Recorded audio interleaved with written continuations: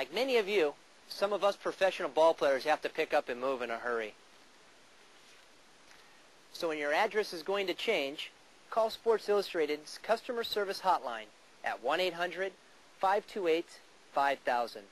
They'll make sure that when you move, your subscription will be sent to the right address each week. You can even call the same number to subscribe, to renew, or to give Sports Illustrated as a gift. It's that easy. Now sit back and enjoy your video.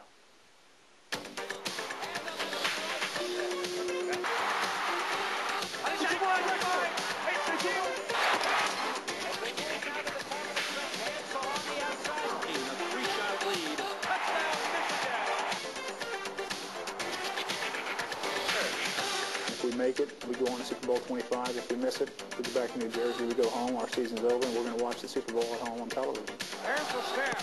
There's the kick. And it is good. And the Giants have gone. It was like a rolling ball. We became more confident within ourselves as a unit.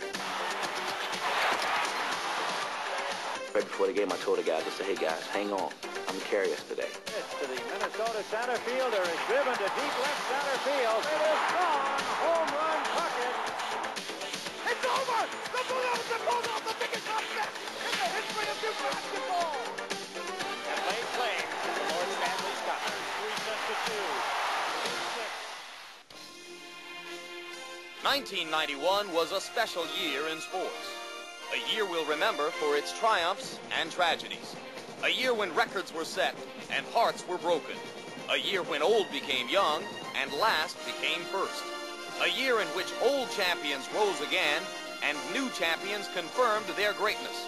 Sports Illustrated presents The Year in Sports, 1991, beginning with the Pro Football Championships in January. It didn't take long for the eager Buffalo Bills to establish their dominance over the Los Angeles Raiders in the AFC Championship game. An NFL playoff record 41 first-half points led to a 51-3 rout, making Buffalo's first trip to the Super Bowl an easy one. Go pack your bag. Go pack your bag. Where we going? To the show. Where we going? To the show. What time? Next week. What time is it? Showtime, baby. But the New York Giants' trek to Tampa was a bit more adventurous. Let's set the tempo. Hang on to the ball, no penalty. Let's go get him, guys. In the low-scoring NFC Championship game between the Giants and the San Francisco 49ers, the hits were hard and many. But none affected the game more than the one Leonard Marshall put on Joe Montana in the fourth quarter. With Montana out, the Giants cut San Francisco's lead to a single point. And then after recovering a Roger Craig fumble with just 2.5 minutes to play, New York started a drive that would ultimately put them in position for a possible game-winning field goal.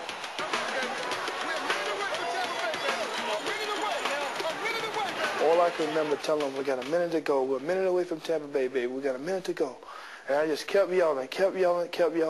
And next thing I know, we get the ball in position. I'm saying, man, if they get that ball close enough, I know Matt's going to make the kick. It comes down to the last play, the last kick. And if we make it, we go on to Super Bowl 25. If we miss it, we go back to New Jersey. We go home. Our season's over, and we're going to watch the Super Bowl at home on television.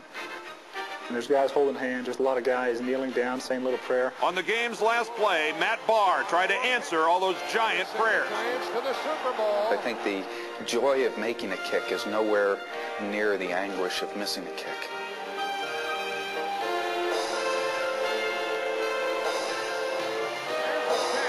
There's the kick. It's long enough. And it is good. And the Giants have gone to the Super Bowl.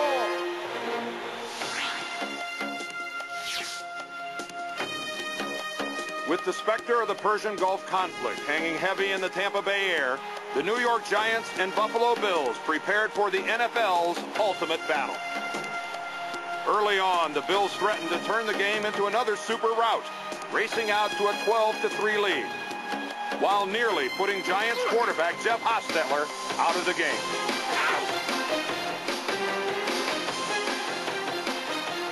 I got my share of licks, the first half, but yeah, I'd come so far, and I wasn't about to let any of those hits knock me out of a game that meant so much to me and meant so much to our team.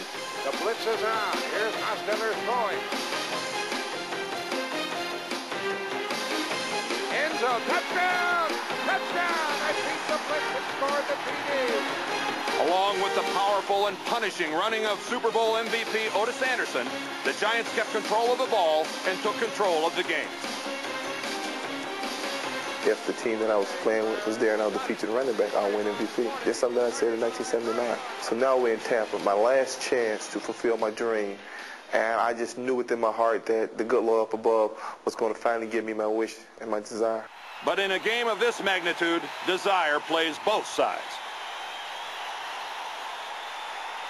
Behind Jim Kelly, the Bills rallied once to take the lead, then fell behind, and ultimately mounted one last drive to give Scott Norwood a chance to win the game with a 47-yard field goal as time wound down.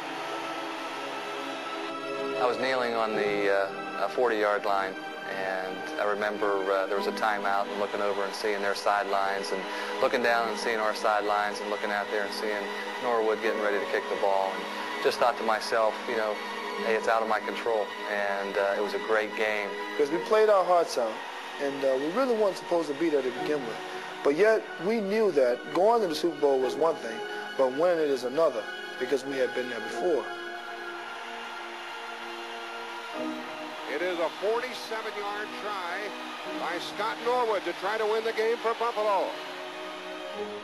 I can remember hearing the thud of the football when he hit it.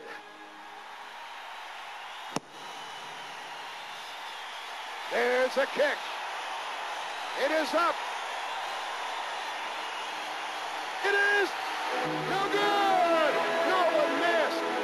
The Giants have won Super Bowl 25. In what would turn out to be Bill Parcells' last game as Giants coach, New York had won the most thrilling and dramatic Super Bowl of them all by a single point.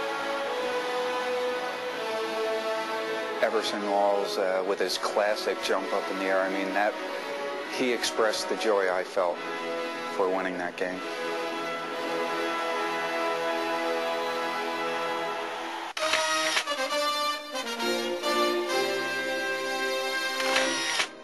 The 1991 NCAA basketball tournament was once again a mix of sweat and toil, of intensity and resolve. But even before the tournament began, through a regular season filled with months of disappointment and elation, we learned that the makings of a champion can be found in any number of teams, and that every year has its share of memorable and exciting moments.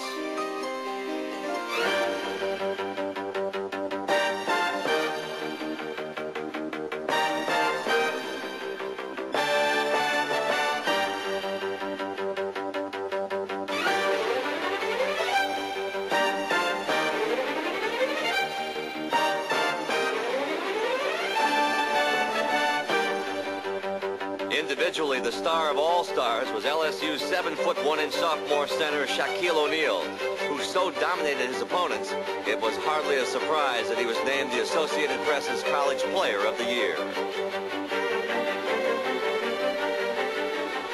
But even more dominant were the undefeated UNLV Runnin' Rebels. Coach Jerry Tarkanian's bunch sped through its season without so much as a close game, and went into the tournament overwhelming favorites to win a second consecutive national championship.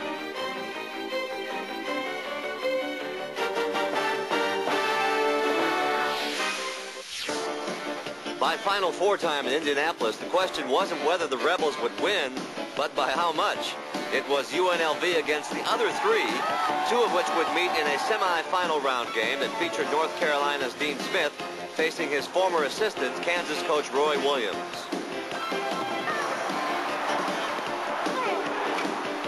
The favored Tar Heels broke on top quickly, taking an early 8-point lead, but Kansas soon came back, outscoring North Carolina 24-7 in an 8-minute span to take command of the game. In the end, it was the student over the teacher as Kansas hung on for a 79-73 win. The Final Four's marquee matchup between Duke and UNLV was a rematch of the 1990 championship game. But unlike the previous year, Duke came out confident and strong. The ball is up, and the tip is controlled by Grant Hill. Takes it away from Anthony and lays it in for the first. Led by tournament MVP Christian Laettner, the Blue Devils broke out to an early lead, but UNLV charged back to go up by 2 at the half.